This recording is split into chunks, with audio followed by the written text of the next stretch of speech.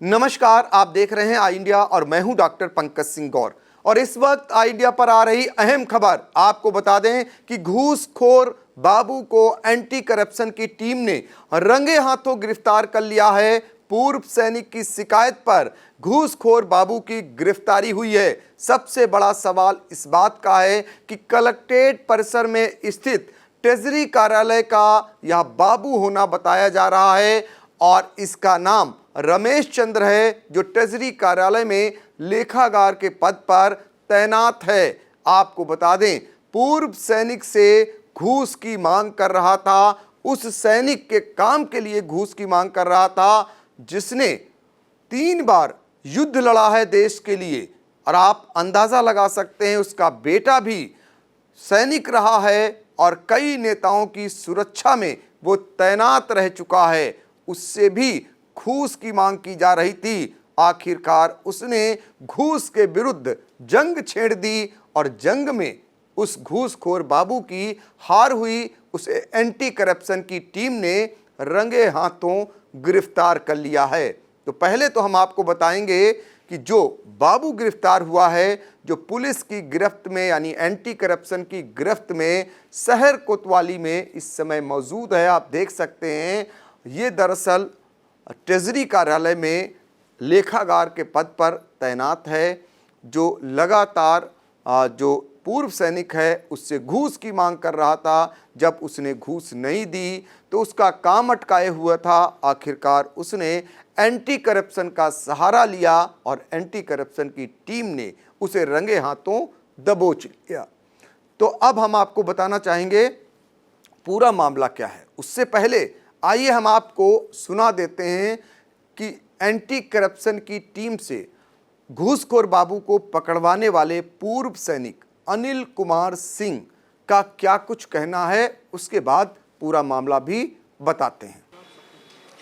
हमारे पिताजी भूतपूर्व सैनिक थे, 20 राजपुर रेजिमेंट से रिटायर्ड थे। 31/5/2023 को उनका देहांत हो गया था।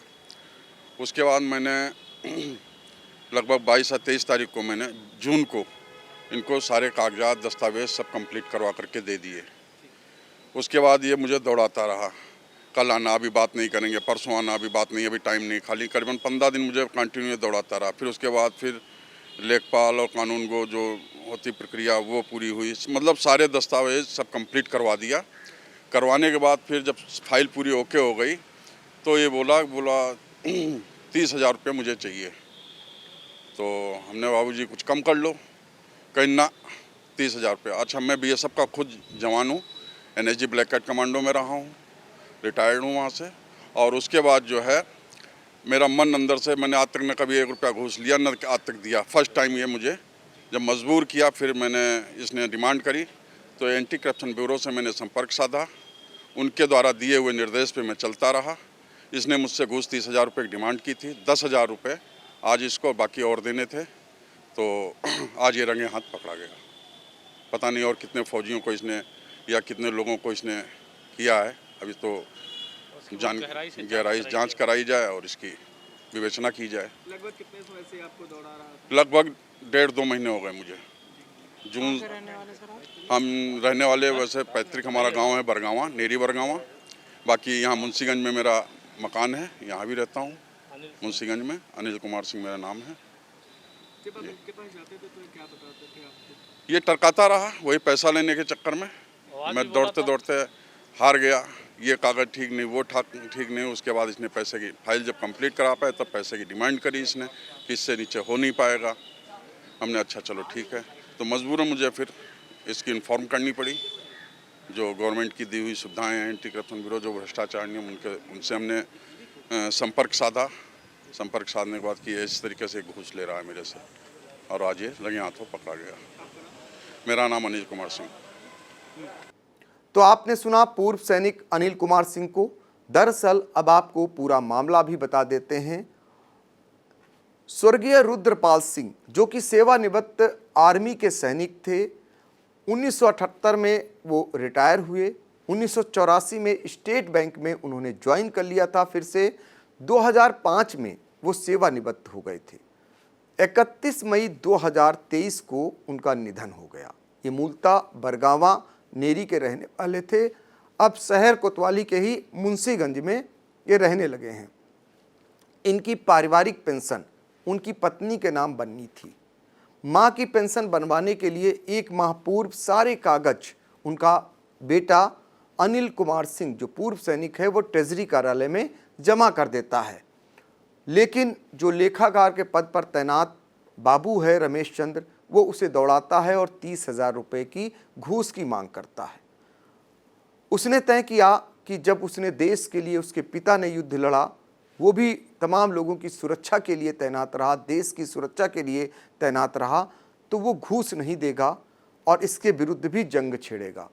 ये तय करते हुए एंटी करप्शन लखनऊ की यूनिट का उसने सहारा लिया, उनसे शिकायत की और वहाँ की टीम ने धावा बोला और आखिरकार 10,000 रुपये की घूस लेते हुए रंगे हाथ उसे गिरफ्तार कर लिया। अनिल कुमार सिंह के मुताबिक 30,000 रुपये की मांग कर रहा था बाबू, लगातार उसे दौड़ा रहा था। 1-2 माह करीब होने को हैं और उसे परेशान किया जा रहा था। थक हार कर उसने एंटी करप्शन का सहारा लिया और आखिरकार उसे पकड़वा दिया। अब सवाल इस बात का है कि कलेक्ट्रेट परिसर में स्थित ये ट्रेजरी कार्यालय है, जहां पर बेखौफी का आलम देखिए कि किस तरीके से एक बाबू पूर्व सैनिक से घूस की मांग करता है। उसका पिता भी सैनिक रहा है, उसे इस बात का जरा भी मलाल नहीं हुआ। अभी 15 अगस्त में कुछ ही दिन बीते होंगे जब ऐसे देश के लिए मर मिटने वाले, देश के लिए अपना जीवन न्यौछावर करने वाले या देश की खातिर अपनी सेवाएं देने वालों का बखान करते पूरा देश नहीं थका।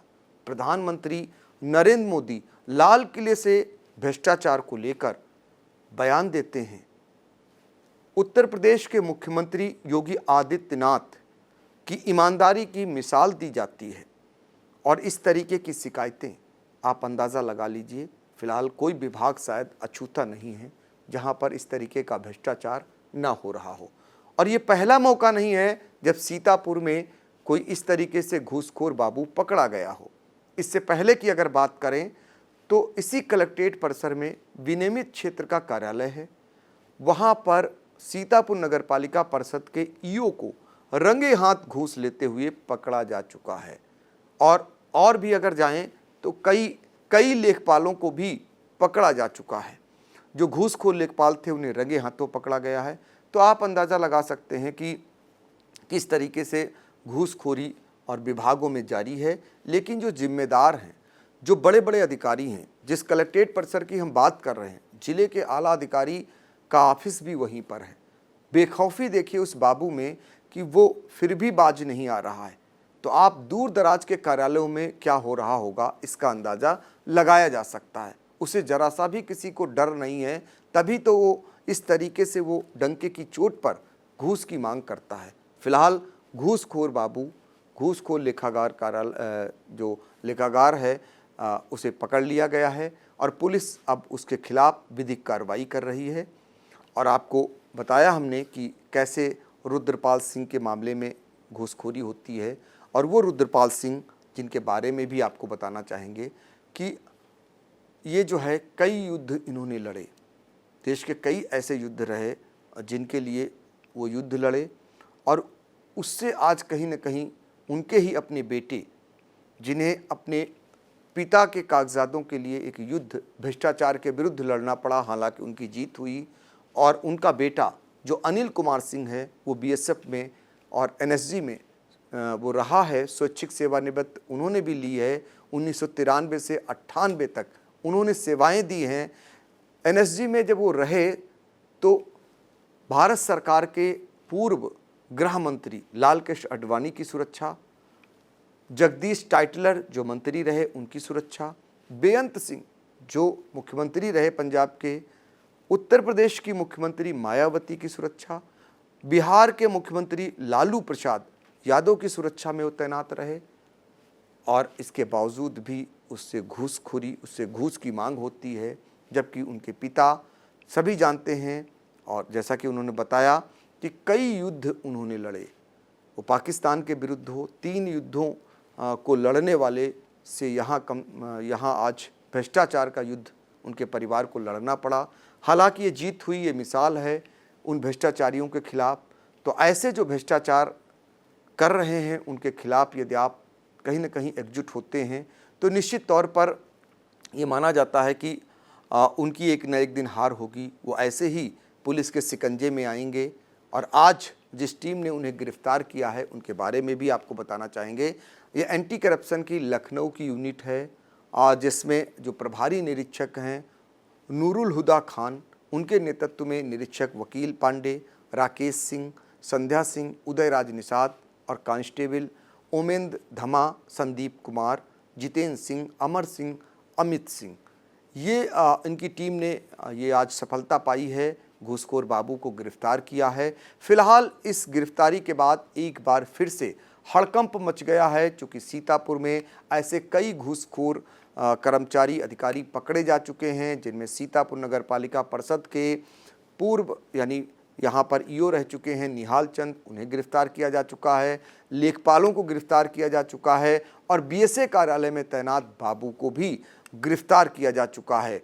तो अब देखना होगा कि अगला नंबर किसका, चूँकि नज़र बनी हुई है, कहीं ना कहीं लोग आवाज़ें भी उठाने लगे हैं ऐसे घूसखोर कर्मचारियों के विरुद्ध। लेकिन सवाल इस बात के भी उठ रहे हैं कि आखिर जिम्मेदार अधिकारियों की जिम्मेदारी नहीं बनती है क्या ऐसे घूसखोर कर्मचारियों के खिलाफ कोई कार्रवाई करें? उन पर भी उंगलियां उठ रही हैं।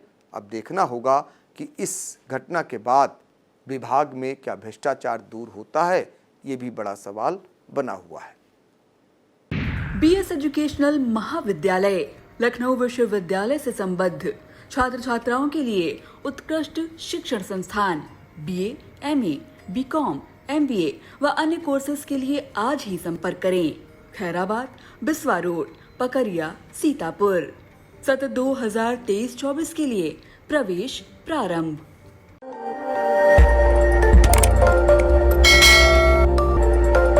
खबर आपकी, नजर हमारी। देखते रहिए आई इंडिया।